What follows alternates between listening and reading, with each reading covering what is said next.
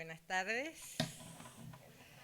colegas, miembros de la magistratura, abogadas, abogados, miembros de los institutos. Les damos a todos la bienvenida para una jornada excepcional. Hoy con nosotros está la doctora Mari Beloff.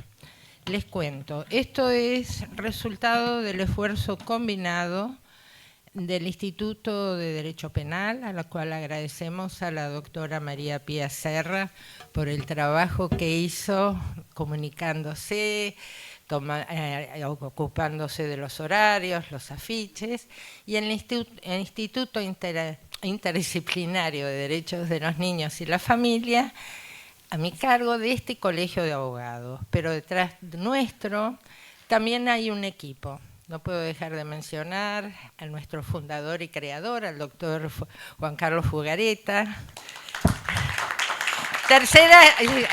Yo soy la tercera generación de quien en el año 80 y pico nos impulsara a tener un instituto especializado e interdisciplinario.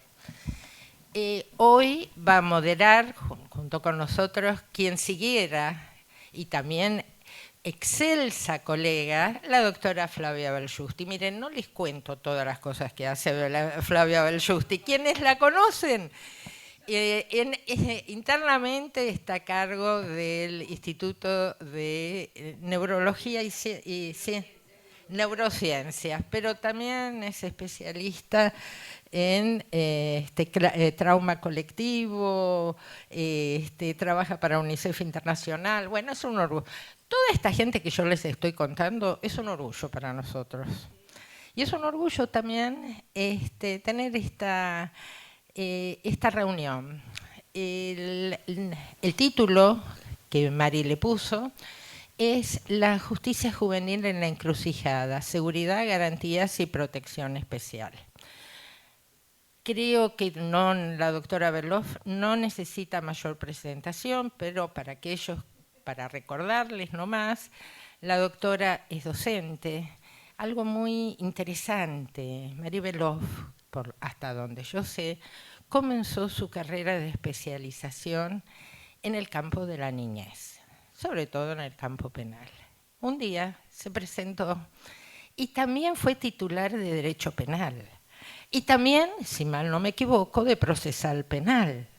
Y esto es como algo, perdóname, una analogía medio chueca, de lo particular a lo general, y destruyó toda una mentalidad previa donde aquellos que trabajaban con niños no eran muy abogados, ¿vieron? Estaba entre la asistencia, la buena fe, trabajábamos con chiquitos. Es muy interesante pensar el recorrido de alguien que demuestra que la especialidad es derecho y a través del derecho volvemos a la especialidad. La doctora también, más allá de todos sus logros académicos, y no hay forma que ninguno de los que están presentes, si dieron una sola materia de penal juvenil, no hayan leído algo de su producción, también ha tenido puestos, ustedes saben que está en la Fiscalía Criminal, pero también Mari ha tenido un efecto continental. Hoy estará en la Comisión de Derechos de Niños, si mal no me equivoco, pero también ha intervenido en diversos organismos interamericanos.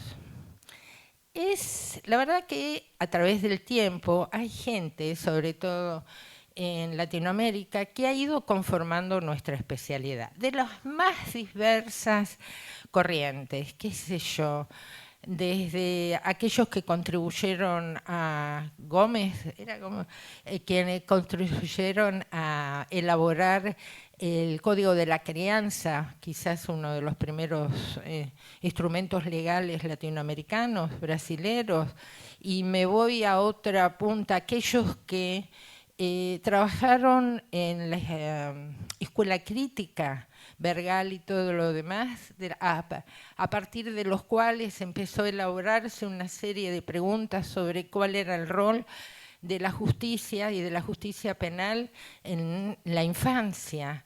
Y voy a dar otras vueltas. ¿Por qué estoy dando esta nómina tan desordenada? ¿Qué sé yo? ¿Algún mexicano? ¿Algún costarricense? Porque me parece que a través del trabajo de Mari ha asimilado, confrontado, elaborado, producido y superado toda una línea de pensamiento que tuvo las más diversas fuentes. Lo que estoy tratando de decir que algunos de los interrogantes de la justicia penal juvenil son tan antiguos como el tiempo. Y ustedes, si ven las discusiones de nuestros anteproyectos de leyes de principio de siglo, la del trabajo infantil, la de 1903 y todo lo demás, van a encontrar muchas de las argumentaciones que existen hoy. Pero las líneas teóricas que se fueron desarrollando no fueron tantas, y muchas de ellas vinieron del derecho de adultos. Muy pocas veces tenemos esta amalgama, y por eso tanto respeto a quien todavía ha mantenido, y a través de los años, un hilo conducente sobre estos temas. ¿Qué más les quería contar? Muy bien.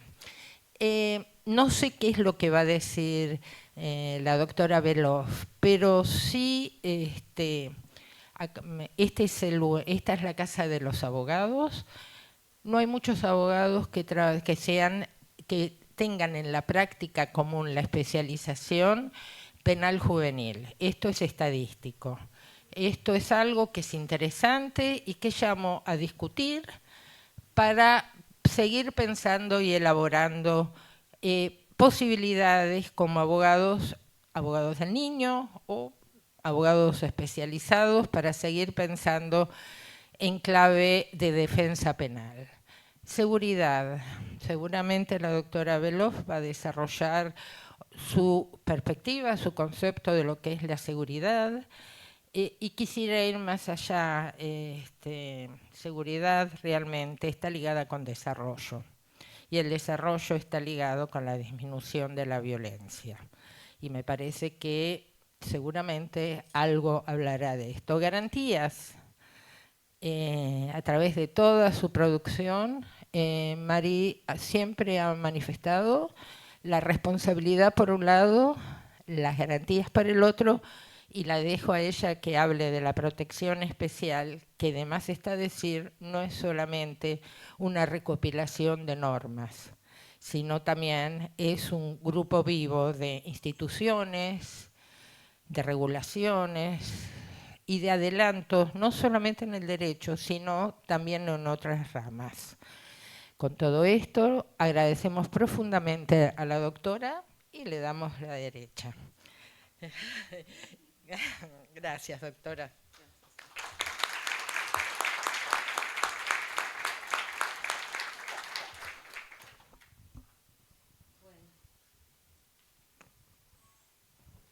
Buenas tardes a todas, a todos. Muchas gracias al Colegio de Abogados de San Isidro, a sus autoridades, al Instituto de Derecho Penal, al Instituto pionero, creado por el maestro Jugareta y cuya tradición sigue hoy, su legado acá, la doctora Bayusti y la doctora Fiorini. Gracias, Diana, por estas palabras tan exageradas y que vienen de la afectividad y de tanto camino compartido. Debo decir que yo cada vez más siento que me pregunto por qué uno hace lo que hace y sobre todo si tiene que hacer una presentación de estos temas que venimos discutiendo hace tantos años. Es como que de pronto me pregunto si realmente tiene algún sentido, porque si hace tanto que insistimos sobre algunos argumentos y no hay otras razones que persuadan de lo contrario y sin embargo los temas siguen estando ahí, quizá no fuimos lo suficientemente persuasivos o eficientes en nuestros afanes. Y cuando me llegó la invitación dije, bueno, ¿les parece realmente? y bueno, después el debate público al que hizo alusión la doctora Fiorini también marcó que esto está ahí otra vez, como cuando éramos jóvenes, con los mismos términos de la discusión, y bueno, y acepté, pero lo que no esperaba era un reencuentro casi mágico con personas que respeto enormemente, de las que he aprendido, no puedo decirles cuánto, y que me ayudaron a ser quien soy. Entonces veo esto más bien como eso, como una posibilidad de que volvamos a estar juntas, que a veces la vida hace difícil que podamos compartir espacios, y a las personas que nombré, lo veo a Juanpi, no sé dónde está por ahí, el maestro, mis compañeras, a todas y a todos les debo muchas cosas, quién soy, todo lo que he aprendido, y la verdad para mí es un honor, y casi que me da un poco de... No sé qué les puedo decir a ustedes. Martiniano es mi amigo, es mi discípulo querido, y me acompaña desde hace muchos años en muchas aventuras. Están acá varios de mis discípulos, así que solo agradecimiento, y espero que este ejercicio que vamos a hacer juntas y juntos, sobre todo veo gente joven, pueda hacer alguna contribución diferencial para que los debates públicos no transiten por carriles alejados de la razón, del sentido común y de la coherencia entre lo que se pretende hacer con alguna reforma legal o alguna política y lo que se hace en la realidad. Vamos a tratar de realmente, si lo que se procura, como voy a decirles, es reducir la violencia, que la sociedad viva mejor, y bueno, entonces hacer esfuerzos que conduzcan hacia ese camino y no hacia lugares donde la situación se va a empeorar. Así que dicho eso, voy a empezar con la presentación. Les decía justo recién a Flavia que ahora ahí está muy de moda cuando nos invitan hacia livings a charlar, que le dicen a una, tiene que hablar 5 minutos o 10 minutos.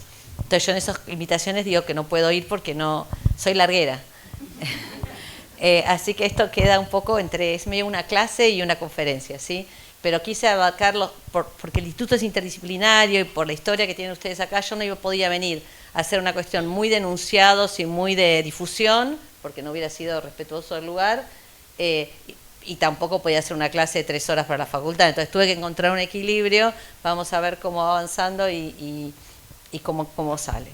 Entonces el punto de partida es, y algo también fue dicho por la doctora Fiorini, es que todo el mundo está de acuerdo en que hay un problema con la justicia juvenil, con el delito de los menores, con la imputabilidad o la inimputabilidad.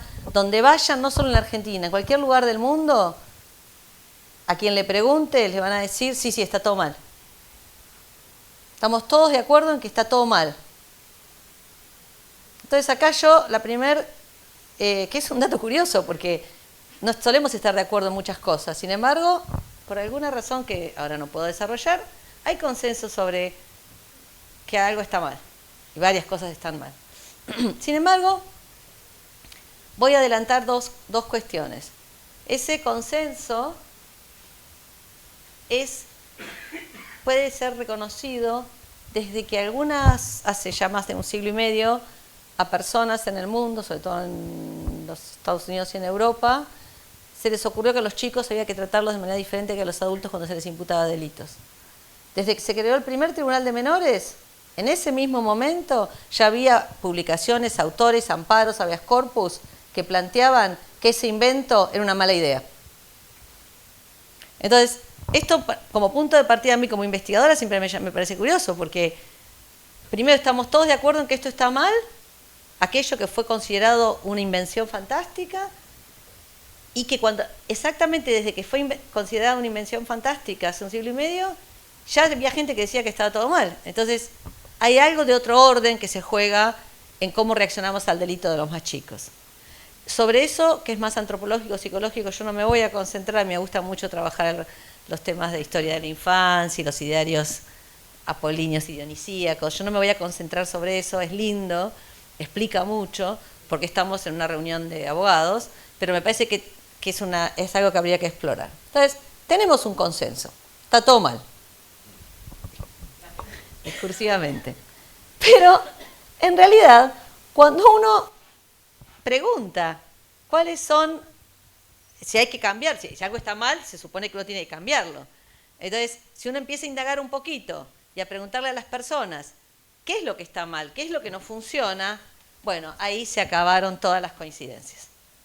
Pero con todas, todas ellas.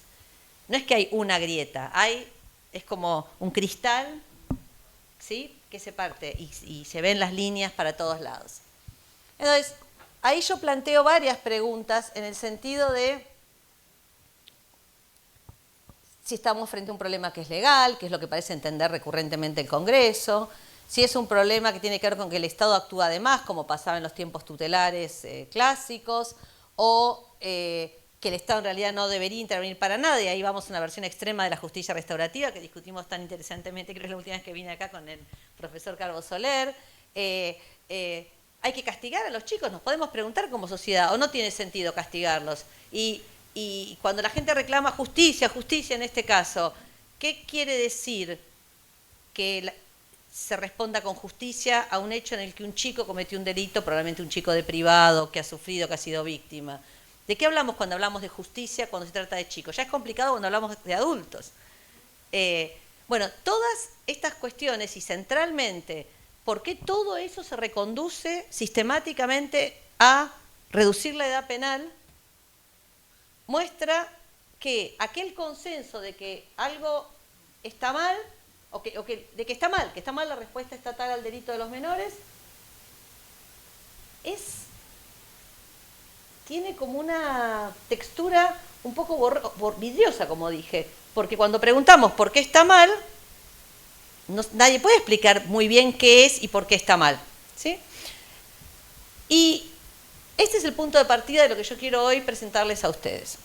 Porque no sabemos bien qué es lo que se quiere cambiar. ¿Quieren cambiar el sistema? ¿Quieren hacer que, no sé, que intervengan tribunales administrativos en vez de judiciales o que no intervenga ningún tribunal? ¿Cuál sería la justificación? ¿Más retributiva, más preventiva? Y todas estas preguntas tienen que ver, condicionan el ritmo, el modo, los cambios, los recursos que se necesitan. Y yo, en definitiva, acá lo que quiero plantear, que insisto siempre sobre esto, es que a mí me da la impresión a veces que cuando en el ámbito parlamentario se plantean reformas así espasmódicas, no porque no haya que hacerlas, sino de la manera como aparecen en algunas ocasiones, asociadas con hechos graves, en contextos electorales, no hay una real intención por cambiar la realidad y reducir la violencia. Esa reforma satisface otro tipo de necesidades de otros órdenes, pero el problema aquí es que no es inocuo en caso de prosperar, porque el efecto en la realidad de alguna de estas iniciativas, como voy a tratar de demostrar, puede ser realmente trágico. Entonces ahí hago algunas preguntas también que en definitiva se podrían resumir en la pregunta de cuánto derecho penal queremos en relación con los chicos. Cuánta lógica penal, cuánta simbología penal. Y esto, de alguna manera, también dialoga y está en tensión con toda la lógica de la justicia restaurativa, ¿sí? Porque en la medida en que la justicia restaurativa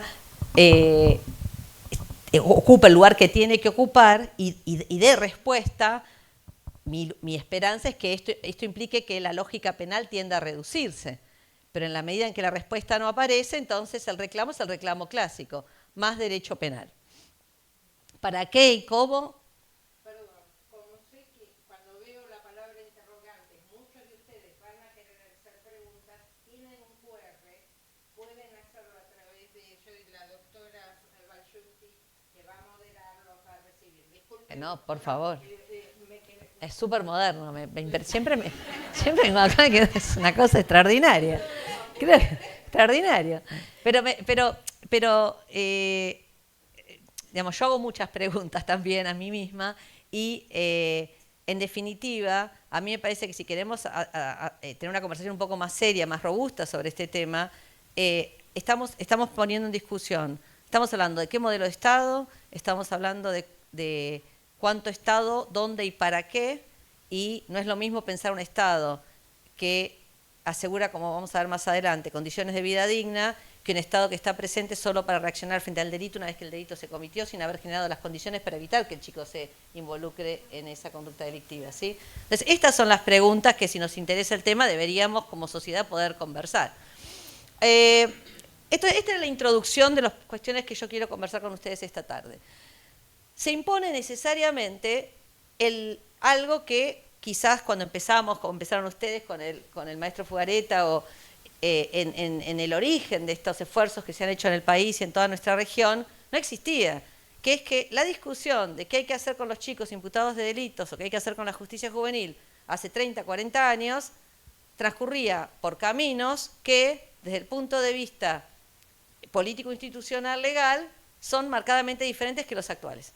Entonces, no hay posibilidad de que una discusión sobre este tema ignore lo que pasó en nuestra región en las últimas 3 décadas y un poco más. Y esto tiene que ver con lo que yo llamo el impacto del Corpus Juris Internacional de Protección de Derechos Humanos de Niños, Niñas y Adolescentes, que no solo incluye la Convención sobre Derechos del Niño, que ocupa un lugar central, sin duda, sino una cantidad enorme de normas y de decisiones, básicamente, de la Corte Interamericana de Protección de Derechos Humanos, que ha emitido varias sentencias en esta materia. De modo que hablar hoy de este tema no puede ignorar lo que es la manda legal, y que también es consecuencia de un aprendizaje acumulado de nuestras sociedades, ¿sí? Entonces, el diálogo tiene que nutrirse de eso. Ahora sí, ahí tenemos un problema, y acá a mí me encanta que el instituto se haya creado con anterioridad a que la convención hubiera sido aprobada. ¿Por qué digo esto? Porque algo que para mí ha sido una gran dificultad en nuestras sociedades, de lo que yo llamo la traducción latinoamericana de la convención, es lo que llamo, la falacia, a ver si tengo luz acá, adelante, ¿no? Bueno, ven que pongo la falacia de la ruptura. Esta idea de que los derechos del niño aparecen como si hubieran llegado a una nave espacial con la Convención del Niño. ¿Y qué hacía el doctor Fugareta, acá las chicas del instituto, la doctora Flavia, la doctora Diana, cuando fundaron el instituto? ¿No defendían los derechos de los niños? Entonces, es largo explicarlo, pero básicamente el argumento de que hubo una ruptura epistemológica, puede ser que en la política hubiera tenido alguna función persuasiva, esto es otro contexto, pero realmente en la práctica judicial y aún en la práctica de la política pública, ha tenido un efecto muy complicado porque generó una situación en la que todo el saber acumulado y toda la experiencia parecía carecer de valor. Entonces, lo nuevo, en vez de plantearse como alimentado de la experiencia, que así funciona el derecho internacional, para mejorar hacia el futuro, venía a decir, no, disputemos con el pasado. Y este tipo de reformas institucionales no suelen tener una alta capacidad de rendimiento, todo lo contrario. Y si a eso le suman lo que yo llamo el doble reduccionismo, esto es que todo lo que tenía que ver con la protección de derechos del niño se limitaba a la cuestión del adolescente infractor, y claramente las capacidades performativas de la convención quedaban muy limitadas. Y entonces yo digo, ¿qué pasó con esta? Yo trato de evaluar con este marco, este intento de marco teórico que hice el esfuerzo, que es capaz que, no sé, hice lo que pude para tratar de entender qué pasaba, es que nos encontramos hoy en una situación que muestra una tendencia marcadamente regresiva de los sistemas de justicia juvenil en América Latina. No puedo decir que esto haya sido, si bien hubo una reducción de la edad mínima de responsabilidad penal, que ahora les voy a contar, lo que nunca había pasado, y acaba de pasar hace 2 meses en Perú, es que se perforara el techo de 18 años. Si bien la convención, ustedes saben, el artículo 1 dice, bueno, que la mayoría de edad, salvo que el país, ese salvo nunca lo leímos, y no lo leímos en América Latina por buenas razones, porque si no respetábamos los 18 íbamos a ir en contra del sentido y fin del tratado, y la Convención de Viena daba fuertes argumentos para que esa salida de los 18 no la invocáramos. Pero por razones que la gente de la ciencia política debería estudiar, o la historia, o la sociología, por primera vez en nuestra región, hace 2 meses, el Congreso de Perú aprueba una ley, que es esa ley que está pintada en amarillo, que para delitos muy graves no reduce la edad mínima, que es el debate que tenemos en la Argentina, perfora el techo a 16 años, para que los chicos sean tratados como adultos. Para mí esa es una señal de alarma tremenda, porque curiosamente en Perú me decían, pero eso es lo que quieren hacer en la Argentina, por cómo circulan no sé, los TikToks les digo, no, en Argentina hay iniciativas que son marcadamente inconstitucionales, pero que no van por ahí. Nosotros discutimos algo que es un problema, pero es el mínimo. No perforar el techo, la mayoría de edad penal. Entonces también esta confusión donde si hablamos de menores no tenemos que ser tan rigurosos como si estuviéramos hablando de imputación objetiva, esto para los de penal. ¿Cómo es? No es lo mismo. Sin embargo, en la circulación de ideas es lo mismo que están haciendo en Argentina. O que quieren hacer. No, señor. Le dije al que me dijo esto tan entusiasmado con su reforma.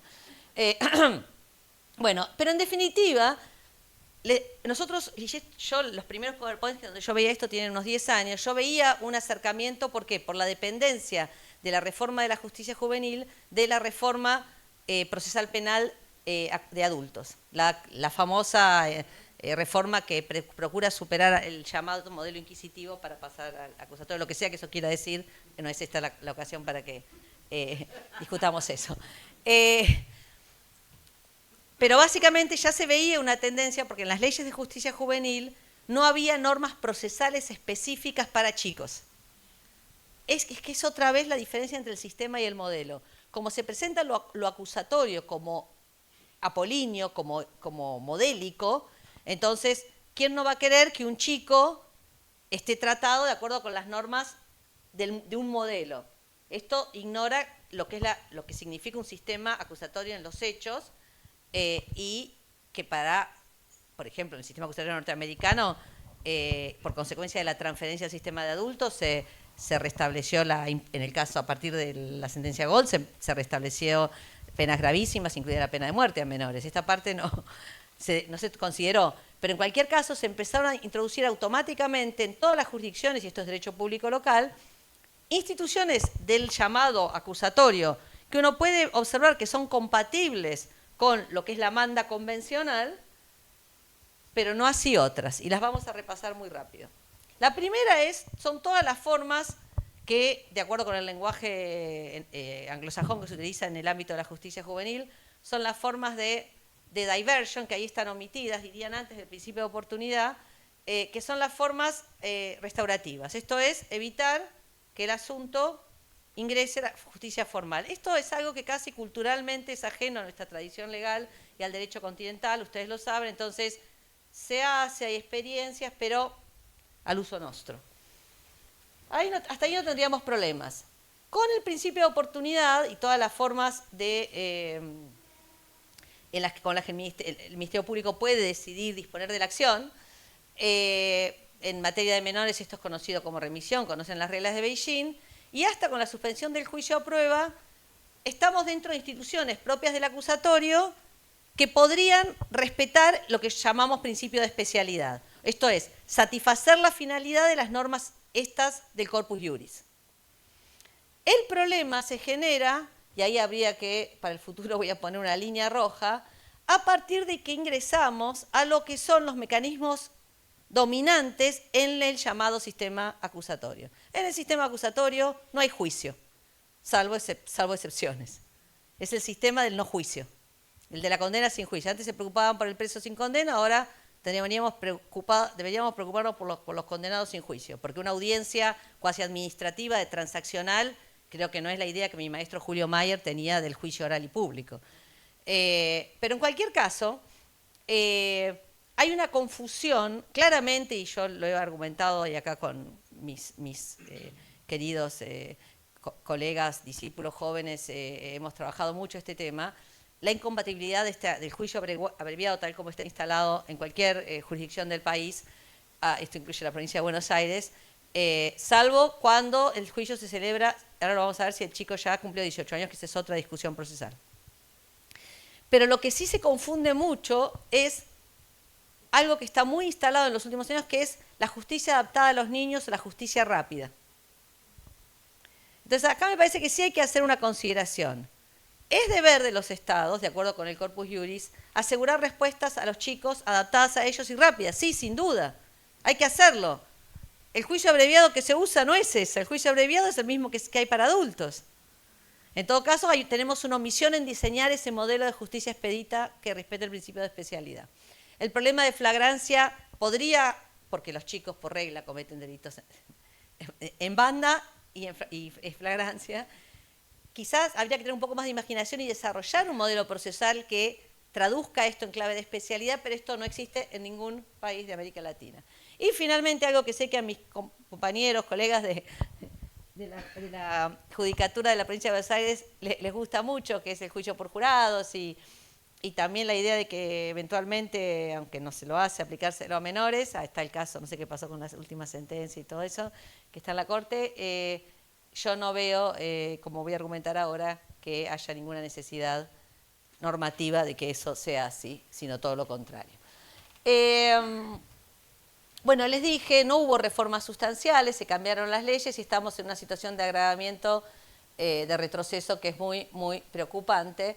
Y entonces, con ese escenario, yo quería, y ahora sí pasar a la cuestión de la seguridad y decir, esto fue lo que pasó desde el punto de vista normativo, a ver, ¿cuál es la situación que genera tanta alarma social? Conozcamos qué pasa en la Argentina ahora. Y yo no soy muy canchera para esto de explicar cuadros, pero monté en el PowerPoint unos cuadros que elaboró UNICEF. Confío en su carácter técnico. Yo no sé si alguien me puede ayudar a encontrar lo que ilumina para mostrarles bien porque es chiquito. ¿Será este, no? Sí, pero tendría que apuntar para allá.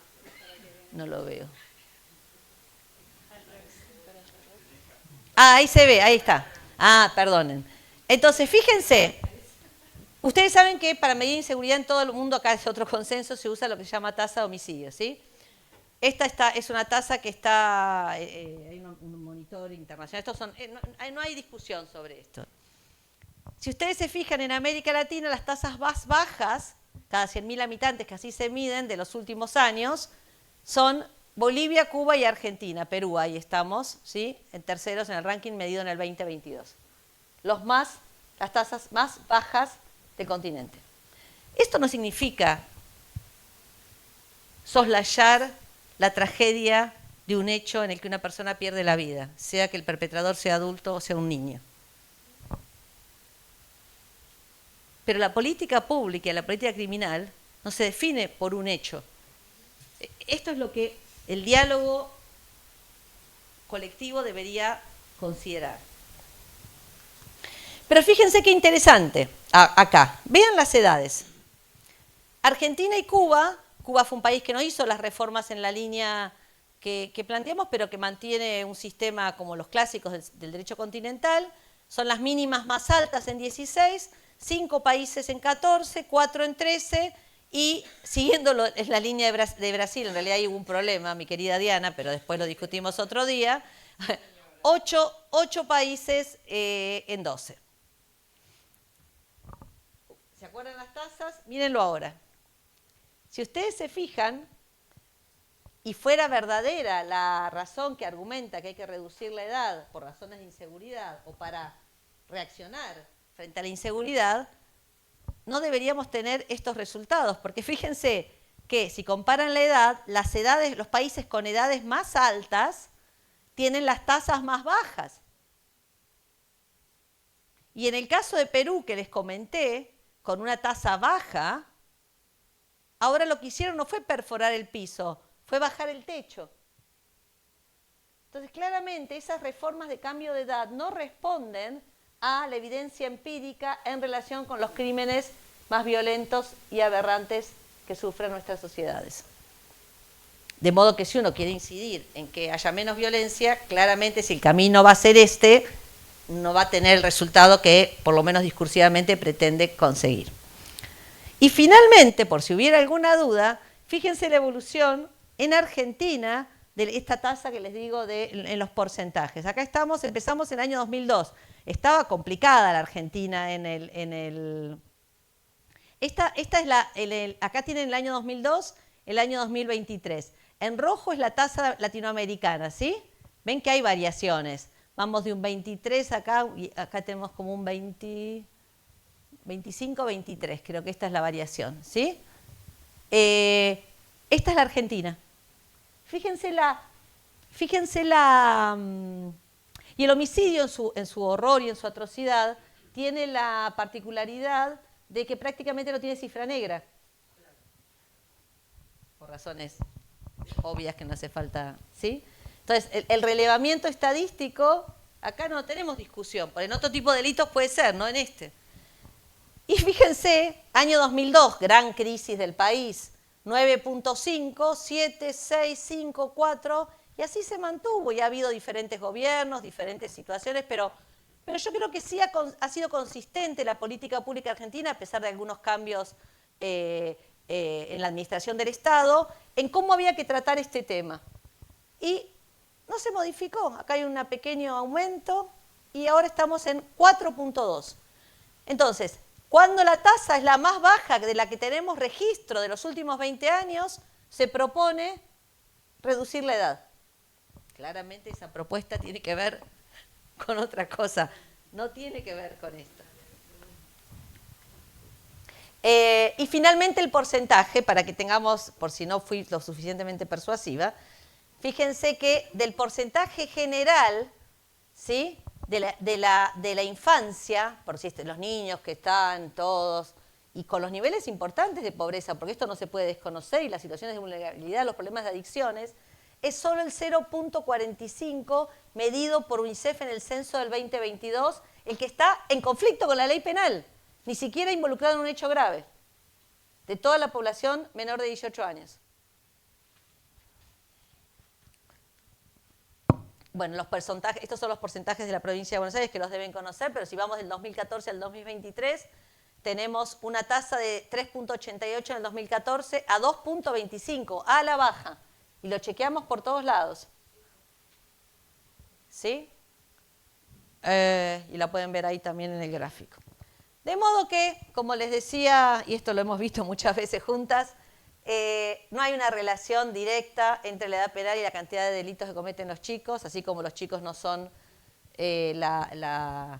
los principales causantes de la inseguridad, esto en todo el mundo es igual, de modo que cualquiera que sea la baja, la iniciativa de baja, sea del techo o del piso, nos lleva a, por reducción al absurdo, a esta sabia, tristemente graciosa, si se puede combinar esas palabras, imagen de Quino, de hasta dónde vamos a bajar, ¿sí? Entonces, ¿cuál es el escenario? ¿Me puedo tomar 10 minutos más? ¿Sí? ¿Se aguantan? Ok. Entonces, ¿cuál es el escenario en la Argentina ahora? Aquí que un poco siguió los debates latinoamericanos. Nosotros lo que hemos tenido, y acá tengo que decir, recuerdo hace muchos, muchos años, yo estaba un poco confundida, era joven, estoy usando la excusa de la inmadurez.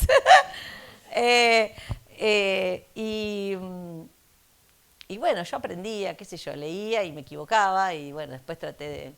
Y una persona en la sala me dijo, que es el doctor Cafiero, que me acuerdo que discutimos si él tenía la claridad política de marcarme que mi argumento era erróneo. Yo hice una argumentación que después Ferreyol iba a llamar la falacia garantista, porque es de un normativismo que desconoce las condiciones materiales y siempre me acuerdo de esa. Por ahí él no se acuerda, pero yo siempre me acuerdo y estoy muy agradecida por esa conversación con la doctora Graham también, que estaba en esa reunión.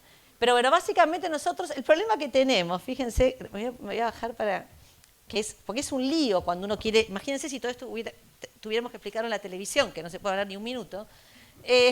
Claro, ustedes tienen posiciones represivas que son las que ahora aparecen, después de 30 años, empiezan a aparecer de manera más abierta, como casi sin pudor, porque cuesta, en el sentido de que es algo como casi contraintuitivo decir que un chico tiene que ser tratado como un adulto. Y esto no estaba planteado. Entonces, bueno, lo que se plantea acá claramente es aumentar los delitos, más penas, más delitos y bajar la edad directamente. Pero bajar primero la edad mínima y, como pasó en Perú, perforar el techo. Las dos cosas juntas se imaginan que sería ya el peor escenario. Pero donde se hace más complicada la argumentación es cuando se presenta, y hay algunos proyectos en el Congreso todavía en esa línea, como que es garantista, en un sentido, porque también en Argentina esa palabra quiere decir muchas cosas, por ejemplo, garantismo y abolicionismo aparecen como sinónimos, cosa que teóricamente es absolutamente falso. Pero entonces, lo que se plantea es que los chicos tienen que ingresar, o sea, hay que bajar la edad mínima para asegurar garantías de debido proceso legal. Bueno, esto es una falacia normativa, desconoce la jurisprudencia de la Corte Suprema, de la Corte Interamericana, pero además es derecho público local. En todo caso, si hubiera un problema de garantías, que ya prácticamente en ninguna provincia sucede esto, las reformas deberían suceder para procedimientos por debajo de la edad mínima y dotar de garantías en el ámbito provincial. No hace falta cambiar la ley nacional para eso. Suponiendo que esa fuera la razón, cosa que les sostengo, no es así porque cambiaron todas las legislaciones provinciales del país. Alguna que otra queda ahí. Entonces, ¿ya terminó? No sé en la grabación, sí. Ay, perdón. Discúlpame. Entonces, a mí me parece que lo que nosotros, y esto que Diana decía en el sentido de la relación entre el derecho penal general, a mí me gusta hablar la relación entre los chicos y el ius puniendi estatal. Y realmente con los años se ha construido, yo creo, un entramado, quizá todavía no muy robusto, pero con cierto grado de sofisticación, que tiene que ver con cómo derivar el tratamiento diferenciado, que es este de la justicia juvenil, o el que llamamos principio de especialidad, como una derivación del derecho de los chicos a ser tratados de una manera diferente, que por todas las normas menciona la norma del artículo 19 de la Convención Americana. Esto resuelve normativamente todo lo que era más narrativa, que tiene más derechos que los otros derechos, que no sé cuántos derechos, que todo queda en un estado de fórmula, que la protección de así queda en un estado de retórico. Si ustedes lo ven de esta manera y leen la jurisprudencia de la Corte Interamericana, es sobre interpretación de normas. No hay narrativa respecto de las normas, es lo que las normas dicen. Y de alguna manera, y con las dificultades que tiene el Comité de Derechos del Niño para pronunciarse sobre estos temas, el Comité de Derechos del Niño le ha dado a este principio de especialidad también un contenido normativo bastante preciso. ¿Y por qué? Porque está a favor de la impunidad de los niños, no, porque todo el sistema normativo entiende que en general el sistema penal no ofrece grandes ventajas a las sociedades y es muy caro, y que hay que usarlo salvo en casos excepcionales, aún con adultos, pero además que en el caso de los chicos claramente es inútil e ineficiente, además de injusto su utilización. Y por eso, centralmente, el comité hace énfasis en la manda de la Convención cuando alude a que hay que usar medidas extrajudiciales, y vuelvo ahí a la manda de la justicia restaurativa, que es lo más importante, y si no, las medidas que se llaman de disposición, para palabra que utiliza el régimen penal de la minoridad, para los casos en los que los procesos ya fueron iniciados, remisión, principio de oportunidad, suspensión a prueba, etc. Y acá es importante distinguir, que es algo que la práctica judicial argentina todavía no maneja con claridad, todos los que son los mecanismos que se conocen, como les dije, de diversion, de salida completa, que yo veo mucha dificultad todavía en nuestra región, porque esto viene del common law, que donde hay más comunidad, las cosas se administran, o sea, una posibilidad de resolver el conflicto social sin Estado,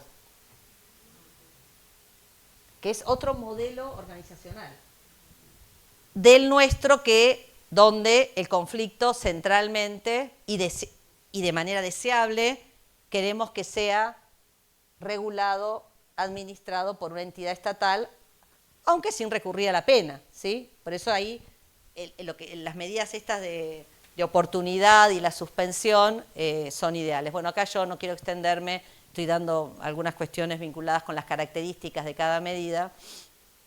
El juicio abreviado, ya me pronuncié, ya dije lo que pensaba, pero sí quiero hacer esta distinción. Mi argumento, nuestro argumento respecto de que no puede ser utilizado o que más que no puede ser utilizado, que contradice la manda constitucional utilizar el juicio abreviado, centralmente, a ver, si fuera en mi entendimiento como jurídico abstracto, por razones de principios, creo que el juicio abreviado es incompatible in totum, o sea, que no debería ser utilizado. Son las condiciones de posibilidad del juicio oral, y más si tiene jurados, pero esa es un argumento más, digamos, consecuencialista de política criminal, o política judicial. Pero con chicos, por varias razones, acá hay que distinguir el tema de la competencia procesal. Una vez que la persona está en la posición de procesal, de hacer un acuerdo ya como adulta, aunque sea por un hecho que se le imputa cometido cuando era menor, ahí la argumentación varía, ¿sí? Porque el sujeto en ese momento procesal ya tiene, desde el punto de vista de su capacidad, condiciones madurativas para poder hacer la transacción porque es una persona adulta, ¿sí? Más allá de que no va a cumplir la finalidad de reintegración social que se supone que es la que justifica la sanción penal juvenil. Hay muchos problemas con el juicio abreviado y finalmente, por esto que sé que está muy todavía de moda y hay muchos esfuerzos acá, sobre todo en la provincia de Buenos Aires, en relación con el juicio por jurado. Yo no sé por qué, y ya termino. ¿Qué es lo que nos pasa? Que hay, respecto de las instituciones penales y del proceso penal, un apasionamiento más que yo veo más acorde a ámbitos como del deporte o del arte. Entonces la gente se pone como, se dice, la camiseta del juicio, no sé, soy juradista, he llegado a escuchar. Y me llamaba la atención porque decir que alguien es algo ya es todo es importante, ¿no? Pero claro, como con las instituciones penales es curioso. Yo lo único que puedo argumentar es que más allá de que la teoría discute cuál es la naturaleza del jurado, si es derecho, si es garantía, qué tipo de garantía, ustedes no van a encontrar ninguna referencia al juicio por jurados en el derecho internacional. Si fuera un derecho de los chicos, en algún lado debería estar. Pero además, el debido proceso legal, ni siquiera en los Estados Unidos manda el juicio por jurados. Por eso el 95% de las personas condenadas en los Estados Unidos no lo son por juicio abreviado, por plea bargaining, y no por jurados. Si voy a hablar a la garantía, la cláusula de due process, no se podría aplicar. Hay un montón de preguntas que es, supongamos que hiciéramos jurados, ¿quiénes son los pares de los chicos? ¿Sería un jurado de chicos?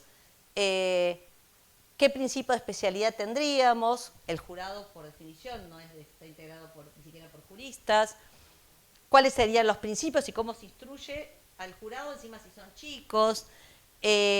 ¿Cómo se resguarda la privacidad? Bueno, reglas de votación, etc. Entonces, en mi entendimiento, el juicio por jurados es directa y absolutamente incompatible con la justicia juvenil. Y básicamente, y para terminar con esto, porque el juicio por jurados es la expresión, es una institución antigua, primitiva, del derecho del common law, que buscaba una justicia de tipo vindicativa, retribución. Y el sentido que dan las normas internacionales a la intervención estatal con imputados menores de edad es pura y exclusivamente la reintegración social. De modo que no hay posibilidad de que en un modelo de justicia vindicativa podamos después lograr reintegración social. Hay quien dice, bueno, pero se pueden separar los momentos, los costos que tiene un jurado, realmente no veo no logro entender por qué este esfuerzo argumentativo. Y termino. A mí me parece que hay problemas muy complejos de la política criminal, hay problemas muy complejos de la política en general, de la política social, de la geopolítica y de la política nacional. De la política criminal nacional hay problemas muy complejos que tienen que ver con la transformación de las prácticas delictivas, problemas que tienen que ver con el crimen organizado, el cibercrimen, el involucramiento de los chicos en este tipo de delitos. Hay cuestiones que son realmente modernas, nuevas. La doctora Bayuste ha trabajado temas de trauma, neurociencias. Hay montones de cuestiones que podríamos regular, que podríamos hacer contribuciones y que son complejas, que todavía no sabemos bien por dónde entrar. En este tema está todo claro. Si realmente nos importa que los chicos vivir más seguros y que los chicos no estén en la situación que es trágica, aún para el más vale que para la víctima, pero también para el perpetrador, de estar involucrado en delitos graves, entonces es facilísimo lo que hay que hacer. Por eso me genera tanta perplejidad y estupor que no se haga. Y hay 3 mandatos. El mandato de prevención, pero lo más interesante que pasa hoy es que no es una prevención como en los tiempos del positivismo. Vamos a prevenir el delito, como la imagen de Quino, sacamos a los chicos de la calle y los ponemos en una institución. No, todo lo contrario. Todo el derecho internacional, la Corte Interamericana manda que los estados tienen que generar condiciones de vida digna, que significan garantizarles derechos económicos, sociales y culturales.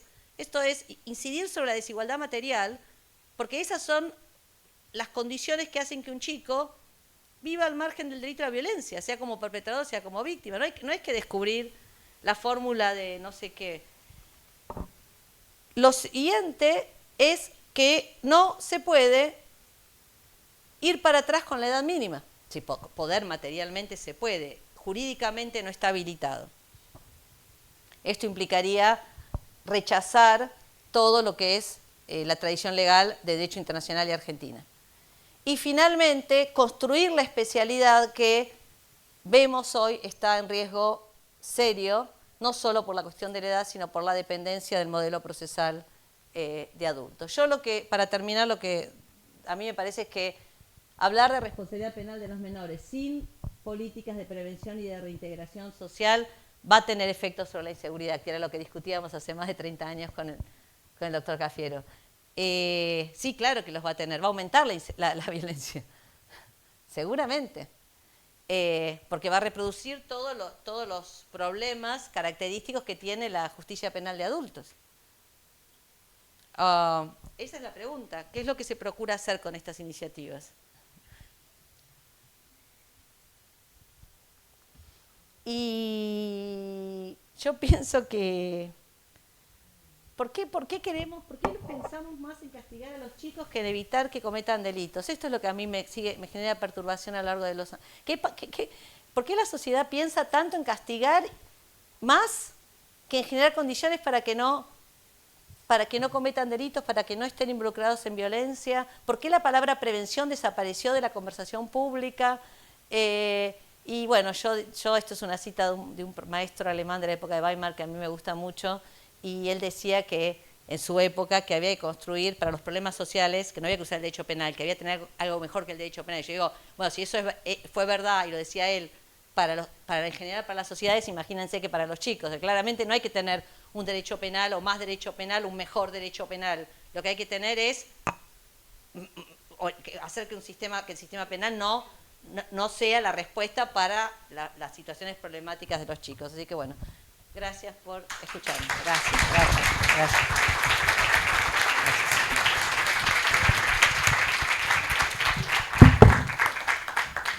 Colegas, no me hagan quedar mal, usen el QR.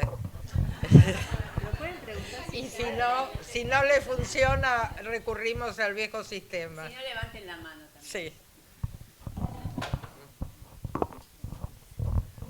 Anímense, miren que esta es una ocasión. Hola. Gracias.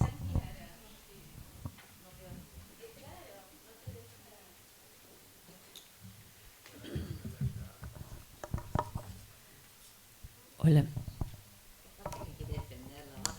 ¿Te puedo hacer una pregunta? ¿Cuál pensás que fueron las causas por las cuales a lo largo de estos años nos hemos apartado tanto de todo lo que es evidencia empírica, ¿no? sobre temas que han progresado en el campo de lo social, en la antropología, en la sociología, en las neurociencias? ¿Y por qué hemos quedado apartados de eso? Nos hemos desviado. A mí me parece que es la herencia traumática del positivismo. el positivismo fue una escuela excepcional. Fue una escuela, al día de hoy todavía tiene capacidad performativa, pero no por causa de un campo científico, sino por la historia y por la política y por todo lo que conocemos. Se fue el bebé con el agua sucia, como se dice en inglés. Entonces, la investigación empírica comenzó entonces. Después el funcionalismo la ajustó, pero en la Argentina, en particular, quedamos como con un atavismo, con un trauma que no logramos superar, y hay mucha gente en los últimos años, mucha gente de varias carreras de criminología, pero es muy difícil, hacen algunos relevamientos, todo muy fragmentado, con mucha dificultad, pero yo diría que hay un problema también que tiene que ver con la discusión política respecto del dato de la realidad. Esto es, no es que sobre un dato de la realidad, esto es la botella de agua mineral, vos tenés una mirada, es mejor que no tomes agua, y yo digo, no, mejor la tomo, mejor te la regalo, o no, la tenés que pagar. No, es discutir que que esto no es una botella de agua mineral, y ahí está el problema, porque ya no es una cuestión de diferencias ideológicas, sino que nos imposibilita cualquier capacidad de acción colectiva en algún sentido, y nos quedamos siempre en el mismo lugar.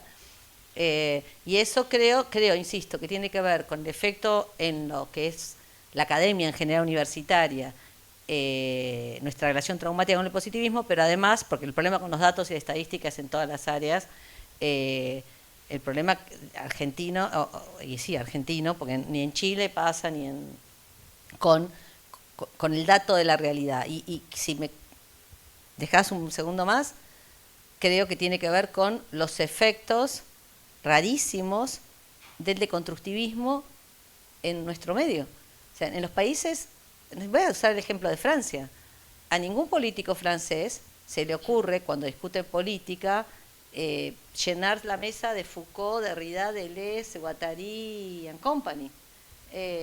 No pasa, no, lo he preguntado, no sucede, parece algo fuera de...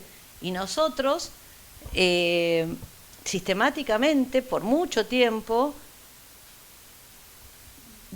todos los sólidos se disolvió en el aire. Entonces, ¿sobre qué realidad va a intervenir el Estado y con qué política si la realidad está deconstruida todo el tiempo? Eso no significa que no sea importante tematizar y hacer el ejercicio intelectual de problematizar lo fenomenológico, porque si no estaríamos en un escenario muy de los tiempos del positivismo. La dificultad es que los marcos teóricos, ese tipo de marco teórico, están construidos no para definir política pública. El Estado después tiene que tener acuerdos basados en lo que los intelectuales y la ciencia les dice que es algo razonable respecto de la descripción de un problema, congelarlo de algunas maneras, o sea, darle contorno y a partir de ahí definir la política pública. Pero si todos los que estamos acá vamos a tener diferentes definiciones de lo que es violencia de género, para dar un ejemplo bien problemático, y la ministra Ballusti tiene que definir su política, ¿cuál contenido va a darle? Tenemos que tener un acuerdo sobre lo que es real, sobre lo que es verdadero. Y en ese sentido, en el ámbito, la relación entre la academia y la política pública creo que ha sido compleja. Sí, son intuiciones, no es que he hecho grandes investigaciones sobre eso.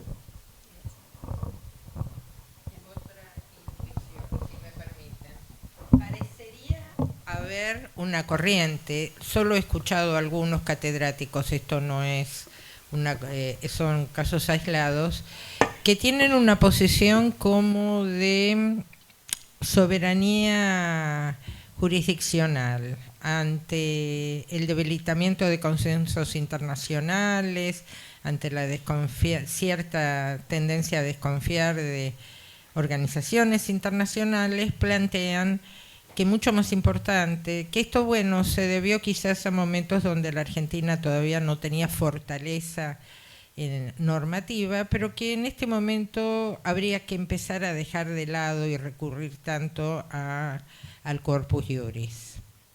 Es una intuición, digamos. Un exocet. ¿Qué?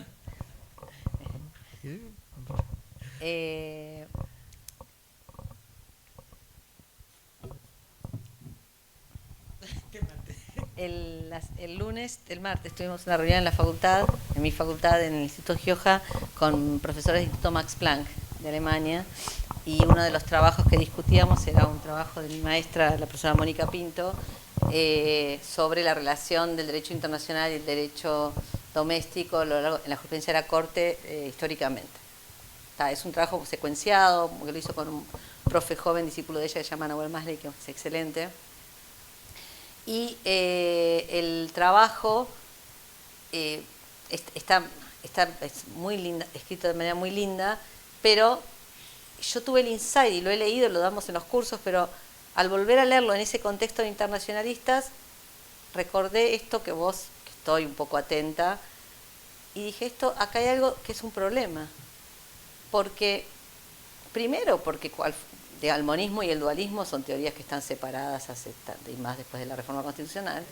Entonces, el argumento de que normas que integran el derecho argentino porque forman parte de la Constitución o porque son incorporadas a través de los mecanismos constitucionales serían algo extranjerizante, es no solo un error argumentativo legal evidente, sino que tiene consecuencias desde el punto de vista de la generación de mejores condiciones de vida y mejor derecho terribles. Pero solo para concentrarme en el argumento normativo, no hay dobles lealtades, no hay algo que hay los que son pro globalistas y los nacionalistas, y si uno es nacionalista entonces no reconoce la norma internacional, porque esas normas están en la Constitución Nacional. Tendrían que haber tenido otra conversación en el año 94. Entonces, a mí me parece que esos enfoques, por las razones que sea, que no me corresponde a mí, no es mi campo, ni voy a hacer juicio sobre eso, simplemente no son nacionales en el sentido de que afirmar eso implica desconocer el derecho nacional que incluye tratados. Esa es mi respuesta. Esa discusión se abrió fuerte, Mari, después del caso que llegó a la Corte. Montevecchia. Ahí se produjo un quiebre en el debate teórico sobre este tema. Me seguiste, ¿no? En el caso Fontevecchia ahí se produjo el primer quiebre desde el 94, ¿no? O sea, casi... 2017. Claro. Ahí es donde, bueno, hay un cambio de viento, de orientación. Y eso abrió una ventana que trajo mucho debate y se volvió a hablar del tema del colonialismo jurídico en una vertiente más conservadora e incluso en una vertiente también progresista de la visión del derecho. Esto es así, pero bueno, estamos con Mariano Kirchner, gran jurista, gran profesor, estudiamos esto y tenemos pendiente un trabajo, ahí Pinto y Marley nos ganaron de mano, pero hay que sacarlo. Hicimos todo el relevamiento para tratar de, con el mayor cuidado analítico, ver qué es lo que la Corte dijo en cada caso, porque se le hace decir a la Corte también cosas que la Corte dice lo que dice y tiene sus complejidades, pero a veces, aún así, lo que queda finalmente en el aire no es exactamente el dictum de la decisión. La intención de Fontevecchia todos la tenemos clara, así que no voy a entrar en eso. Pero hay sentencias posteriores a Fontevecchia, por ejemplo, Escalante, si no recuerdo más, ¿no? Del 2022, donde, es un caso de Corrientes, donde la Corte parece un poco desandar el camino de Fontevecchia. ¿Qué observo yo como persona que soy producto de la gran reforma que tuvo la facultad con el plan nuevo luego de la Declaración Democrática? Dicen que yo desde el principio de mi carrera me formé en Derechos Humanos y Derecho Internacional. Es que el derecho internacional tiene sus problemas. Y uno de los problemas más, digamos, me voy a poner un poco densa, pero desde un punto de vista de una teoría pura, digamos, ¿no? Uno de los problemas que tiene es que ha crecido tanto, sobre todo lo que es derecho internacional de derechos humanos, y hay tantos organismos que emiten documentos, por llamarlos de alguna manera, que en esa enormidad normativa no se distingue claramente qué es norma y qué es fuente del derecho, en el sentido histórico y constitucional, de lo que pueden ser documentos que son orientaciones, sugerencias, decisiones de organismos que no son jurisdiccionales. Hay un gran problema en los comités de monitoreo de tratados, como puede ser el Comité de Derechos del Niño, a partir de que se aprueban tratados que introducen mecanismos de comunicaciones en organismos que no tienen carácter adjudicativo ni jurisdiccional y que están integrados por personas que ni siquiera tienen que tener formación de ningún tipo. Entonces, yo creo que si hubiera que tener una discusión, yo creo que tendría que apuntar a poner en valor el derecho internacional como hard law, como el derecho como fuente, las normas que acuerdan los estados. No es posible, pero aparte, desde el punto de vista de la teoría democrática, ¿cómo puede asignarse el mismo valor de fuente a un documento que produce un señor o una señora en una posición designado por un secretario general o un comité que no está, tiene función jurisdiccional, que los derechos que están en los tratados aprobados por los países? Y van a ver que hay organismos o expertos que dicen existe el derecho a tal cosa, pero ustedes buscan los tratados y ese derecho no está. Entonces, estas posiciones, si podemos llamar un poco más reticentes a reconocer el derecho internacional, con estas dinámicas tienen de dónde tirar. Entonces, a mí me parece que quien cree que, como yo, que el derecho internacional tiene que ser robusto y que expresa lo mejor de las naciones y de lo que, como dice algún preámbulo, lo mejor que la humanidad toda puede darle a la infancia, como dicen, tenemos que también ser muy estrictos y cuidadosos en cómo usamos el derecho internacional y en no seguir expandiéndolo a un nivel en el que le bajamos el precio. O sea que realmente hay el nivel de superposición que hay en la burocracia de Naciones Unidas en este momento es impresionante, porque hay un montón de oficinas que tienen el mismo mandato y que entonces se disputan entre sí, digamos, ámbitos de incidencia. Y bueno, después esto le llega al país, entonces al mismo funcionario le llega el de la oficina de él, el de la oficina de él, el de la oficina, todos le piden lo mismo. Y no se puede cumplir con la política y no está claro qué me dijo ella, qué me dijo él, qué me dijo él. Entonces creo que hay una parte, hay un problema muy complicado en este momento, aparte de lo que llaman la crisis de liquidez, pero por otro lado creo que Fontevecchia apuntaba a otra cosa y que la misma Corte ha vuelto sobre sus pasos y no es lo mismo una decisión. Está todo el problema de la cosa juzgada, no es lo mismo una decisión, una sentencia de la Corte Interamericana contra la Argentina que otras decisiones. Entonces, yo creo que la Corte lo que no hizo estos años, lamentablemente, como sí lo hacía en el pasado antes de la reforma, recuerdan el caso Martin y todos aquellos, sería fantástico que la Corte, con inteligencia institucional y como cabeza de un poder del Estado, emitiera sentencias donde ordenara este tema de las fuentes, de una manera bien cuidada y rigurosa. Sería una gran contribución al derecho argentino y a la democracia. Y esto no está claro, porque si en Fontevecchia se resuelve eso y después estamos... Yo realmente ansío que el Tribunal Supremo pueda volver a los años en los que sus sentencias eran esas que leíamos para aprender derecho realmente. Te voy a hacer otra pregunta. A ver, sí. Por ahí querían... Sí. Vos, Mari, dijiste que no entendés por qué la sociedad está queriendo castigar y no piensa en prevenir. Cuando yo escuché esto, me acordé de una frase, un concepto que por lo menos a mí me impactó mucho, del doctor Fugareta, y hace muchísimos años, que nos dijo que el gran problema era la absoluta falta de solidaridad social y que realmente había que apelar a la parte más egoísta de la sociedad a fin de que se entienda que esto de querer castigo, de estar convencidos que el tema era encerrar a todos los chicos y la mayor cantidad posible, era un fenómeno que se iba a volver en contra.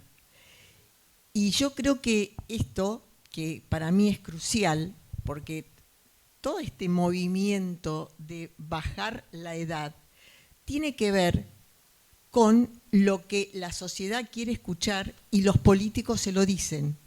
Los políticos, los medios de comunicación, a mí me da como un ataque de furia, ¿sí?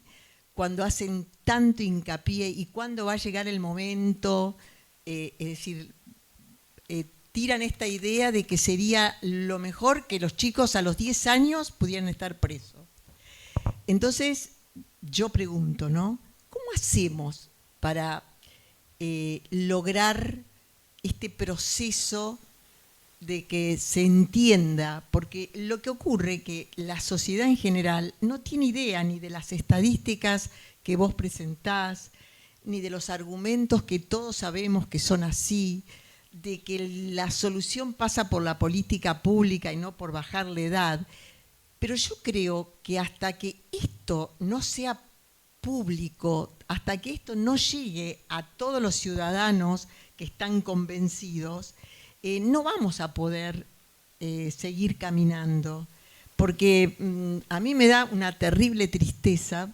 Acá hay muchos amigos, colegas, que le hemos dedicado la vida a esto, y hoy estamos parados en un momento de que nuestra niñez y adolescencia está sufriendo como creo que, sí, como nunca. Porque yo digo, si hace 40 años estaban mal y nada ha sucedido para que eso mejore, hoy indefectiblemente están peor. Y entonces eso es lo que yo digo, ¿cómo implementar este sistema? Porque este es el juego. En el Congreso se fomenta la baja de imputabilidad porque eso es lo que teóricamente la sociedad está pidiendo. Y los que están, diputados, senadores, quieren darle a la sociedad para que digan, bueno, acá estamos y cumplimos con lo que ustedes quieren. Y bueno, a mí realmente es una situación que me enfurece realmente, porque creo que ahí está justamente la cuestión. No podemos pensar que la solución, y está todo el mundo convencido que es así, excepto los que estamos en esto, cualquier persona, cualquier ciudadano, salimos a la calle y le preguntamos, y ninguno va a decir que no bajen la edad, pero estoy segura. Entonces, bueno, me preocupa pensar en algún procedimiento que podamos, conectar esta posibilidad de solidaridad y bueno, esto era. Genial, gracias. A mí me parece, es muy complejo lo que planteas, obviamente, pero yo creo que sí hay argumentos que habría que tener socios. Yo no estoy en estas campañas le corresponde a otros actores, pero a mí me parece que hay un argumento que es, por un lado, las escuelas UNICEF. Estos cuadros no los hice yo, los hizo UNICEF, y me pareció un gran, a veces tenemos nuestros puntos de vista diferentes, pero esto fue una gran contribución. Pero es verdad lo que vos decís, la gente no va a mirar los cuadros. A mí lo que me parece decisivo en la comunicación pública sobre este tema es el costo de la justicia penal. En este país hay desde hace décadas provincias donde no hay chicos y chicas privados de libertad, no porque sea el reino de la impunidad, sino porque no hay, gracias a Dios, a todos los buenos motivos, porque los chicos, como vimos, no cometen hechos graves. Es una excepción que esto suceda. Pero si se reduce la edad, como en toda institución, sobre todo para la privación de la libertad, como pasó en la Ciudad de Buenos Aires en una época, no sé si recuerdan, las instituciones necesitan usuarios. Entonces, todo ese costo de, más yo siempre lo digo así, más fiscales, más perdón que es nuestro gremio, pero más fiscales, más defensores, más jueces, más apelaciones, más edificios de tribunales. Esto tiene un costo que se puede medir vis a vis, más maestros, más profesores de gimnasia, más equipo de qué sé yo, de fútbol, de tenis, de rugby, de lo que les parezca, de arte, luz en los barrios, plazas, clubes, no sé, no soy experta en política pública, pero tiene un costo. Y yo estoy segura de que si fuéramos capaces de mostrar a la gente esta ecuación, difícilmente la gente diría, sí, igual quiero bajar la edad, aunque sea carísimo.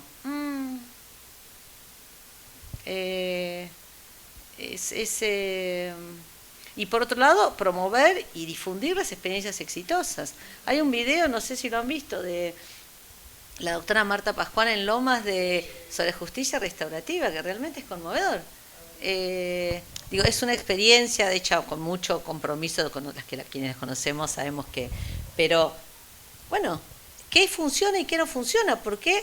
A ver, no sé si hay algún analista acá, pero dice que es la neurosis, es que uno siempre tropieza con la misma, le explica, creo que Freud lo decía, que uno ya sabe y ve la piedra y igual se la lleva puesta.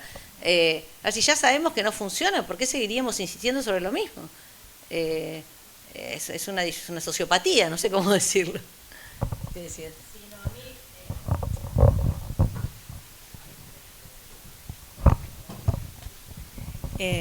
Un poco por lo que decía ella, más allá de que el tema es grave en cuanto a la baja de edad y el costo que estamos hablando, a mí puntualmente lo que me hace pensar es la analogía que se hace creyendo primero que la solución está ahí, ¿sí?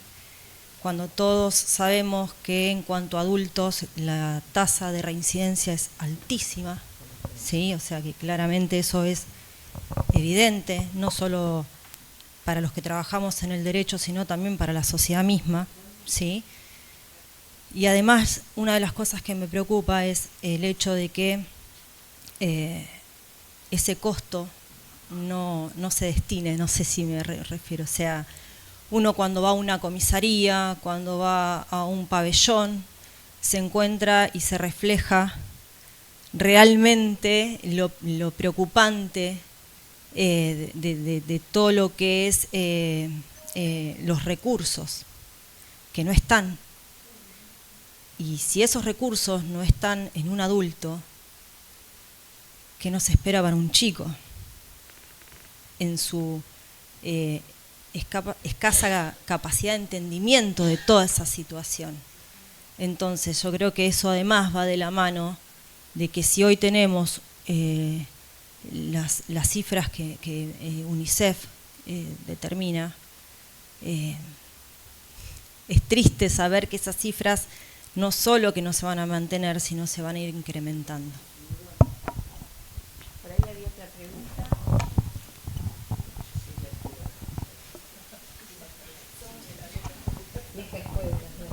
Sí, buenas tardes. En línea un poco con lo que venían diciendo también, me parece que, esto ya es por ahí una opinión antes como previa, se está como privando un poco o se está perdiendo de vista la capacidad de creación de agenda de las agencias mediáticas también, ¿no? Porque no es lo que la sociedad cree, es lo que a la sociedad le venden que puede llegar a ocurrir.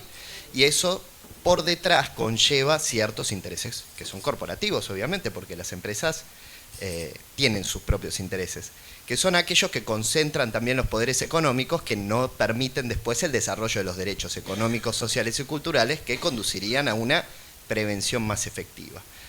Entonces, en una época de posverdad, donde ya el dato no importa, ese es el problema. A mí la pregunta que me hago es cómo volver a hacer que el dato vuelva a importar. porque es como dijo usted al principio, las leyes tienen que ser generales y hoy las leyes tienen nombre y apellido. ¿Por qué tienen nombre y apellido? Porque desde los medios se fogonea para que los políticos actúen en consecuencia para conservar un cargo o ganar una elección.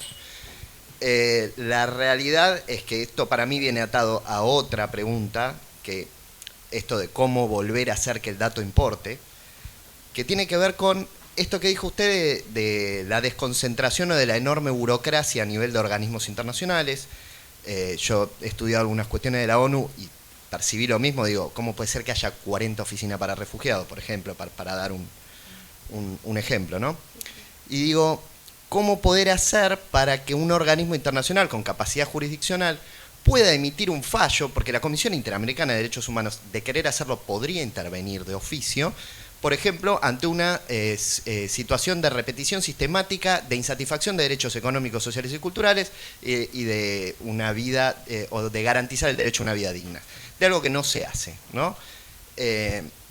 Pero ¿qué pasa? Llega a intervenir de oficio, llegamos a sentencia, pasa a la Corte emite un fallo, ese fallo después no se puede acatar por lo mismo que se incumplía el derecho, que es una cuestión... Nos convertimos en algo circular y que además desacredita al propio organismo internacional que está dictando el fallo, porque no sirve. Entonces, mis preguntas redundan en estas dos cuestiones. Primero, ¿cómo volvemos a hacer que el dato importe desde la divulgación y no desde la emocionalidad? Y segundo, ¿cómo podemos hacer para que los organismos internacionales que están diseñados para compeler al cumplimiento de los derechos que los tratados contienen, lo puedan hacer sin desacreditarse a sí mismos por el incumplimiento de los estados que firman los tratados?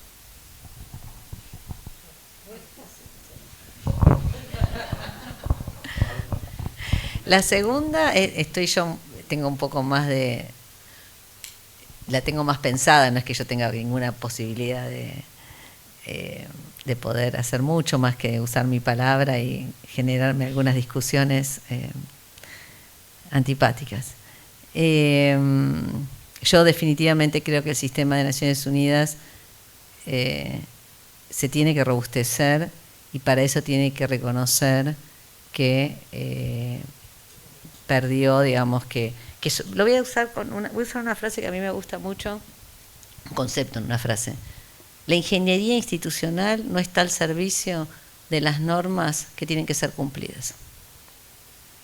O sea, el aparato burocrático no es beberiano y virtuoso, se disoció de las razones por las que fue creado y para las que fue creado. Entonces yo creo que en el espíritu del 48, y si quieren aún antes de la Liga de Naciones, mi ilusión mafaldística sería que los líderes mundiales volvieran a tener una conversación como la tuvieron en el 24. Pasa que eso sucedió porque en el mundo también acontecieron atrocidades indecibles.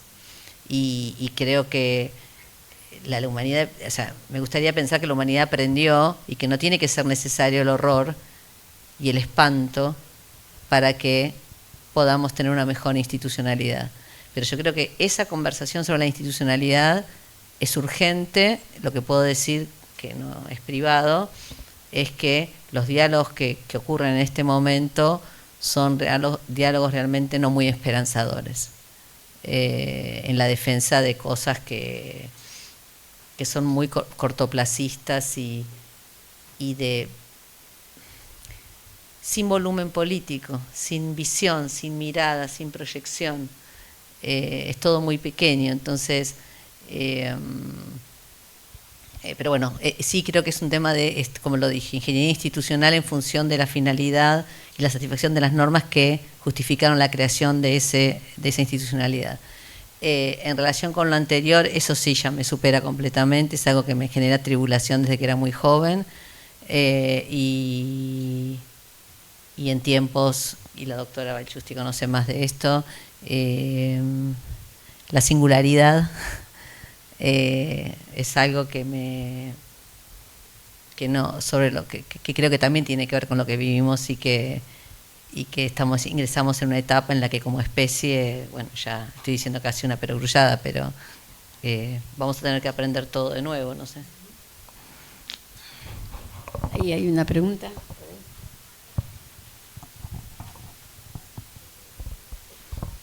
¿Qué tal, doctora? Yo le voy a cambiar de tema, porque me quedé con algo que mencionó y me interesa la temática en sí. Usted hizo referencia a que todavía no tenemos muy en claro cómo afrontar algunas problemáticas respecto a la justicia penal juvenil, entre ellas el cibercrimen. En función de eso, lo que le quería consultar es si su equipo de trabajo, usted puntualmente, manejan datos donde al día de hoy podemos llegar a afirmar que hay una mayor incidencia en la participación de jóvenes en ese tipo de delitos en comparación con los históricos. Y la segunda circunstancia, si ustedes ven posible o necesaria la posibilidad de crear un régimen especial teniendo en cuenta, referente al cibercrimen, ¿no? Teniendo en cuenta que cada vez es más joven los niños que quedan expuestos al uso de tecnología en comparación con otras herramientas para cometer delitos. Gracias.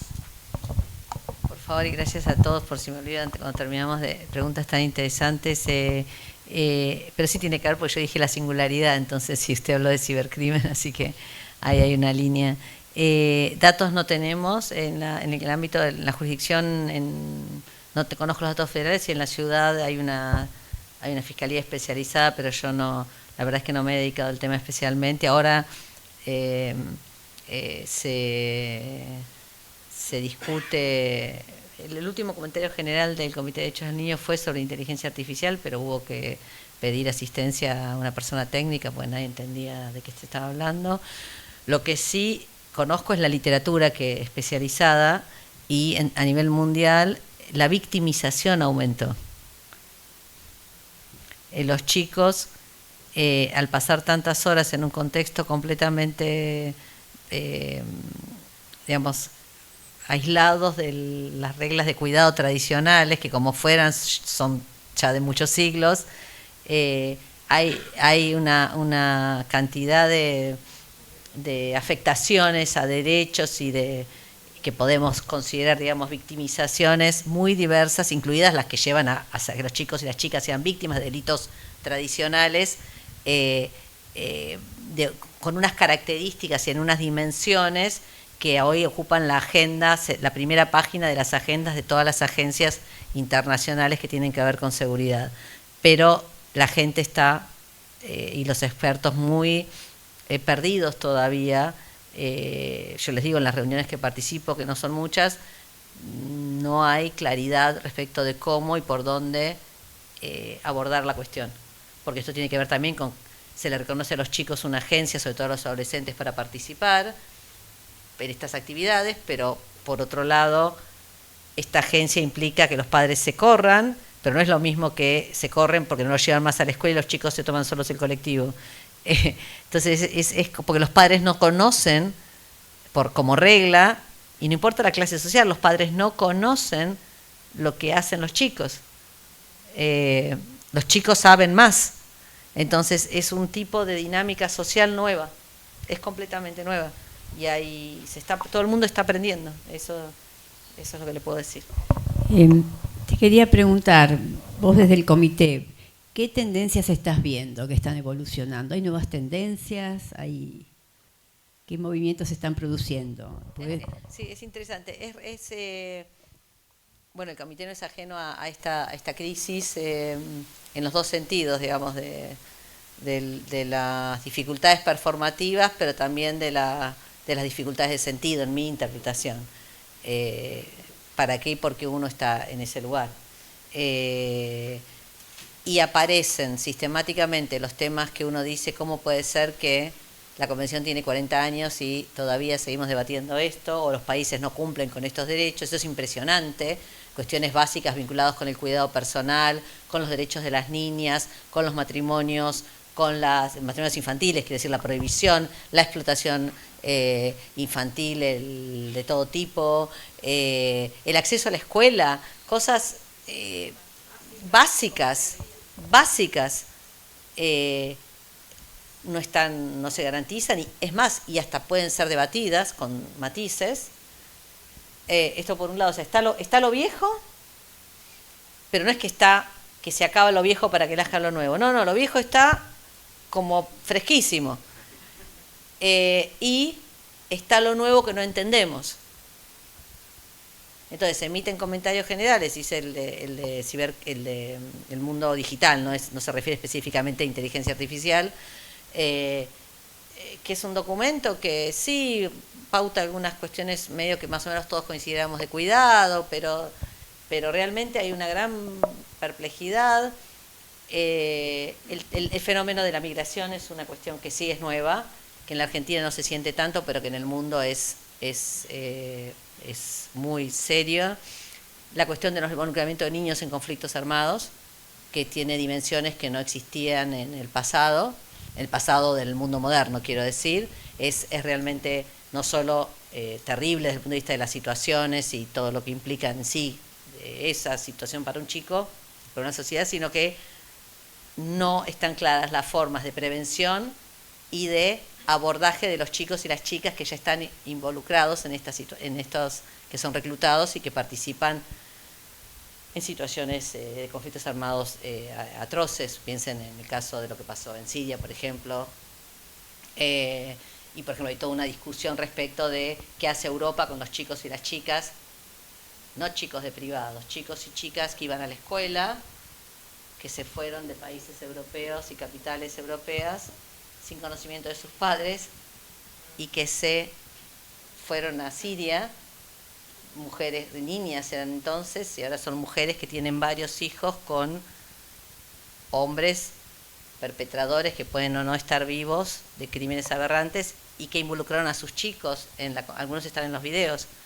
Entonces se discute cómo se hace la repatriación de los campos refugiados y qué tipo de abordaje habría que tener con estos chicos. Estos son los temas nuevos, que son realmente estremecedores.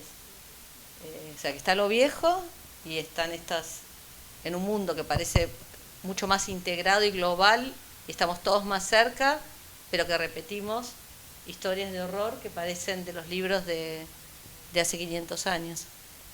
Pero tenemos la nota optimista. Como acento optimista, primero agradecerte, salvo que haya otra pregunta, agradecerte la exposición y la amplitud en las respuestas, a todos ustedes la presencia, a aquellos que les interese seguir trabajando en el tema. Solamente podemos avanzar, al menos en esta institución, si los que conforman la institución así lo hacen. Así que están todos invitados. Quien no nos conozca se comunican con área académica. Jazmín, vos podés, si a alguien le interesa seguir trabajando estos temas, el colegio está abierto. Y Flavia, ¿podés dar las palabras finales? Bueno, solamente decir que siempre es un honor recibirte, Mari, que esta es tu casa, vos lo sabés. Y a través de los años hemos construido un espacio que va más allá de este espacio. Y sobre todo lo que valoramos es un espacio para pensar en libertad, con libertad de expresión, plantear los problemas reales que se plantean, y también cómo poder tomar agencia y ser capaces también de producir cambios, ¿no? Aún sabiendo en qué contexto nos movemos. Así que un honor como siempre. Gracias, Mari. Para todos, muchas gracias.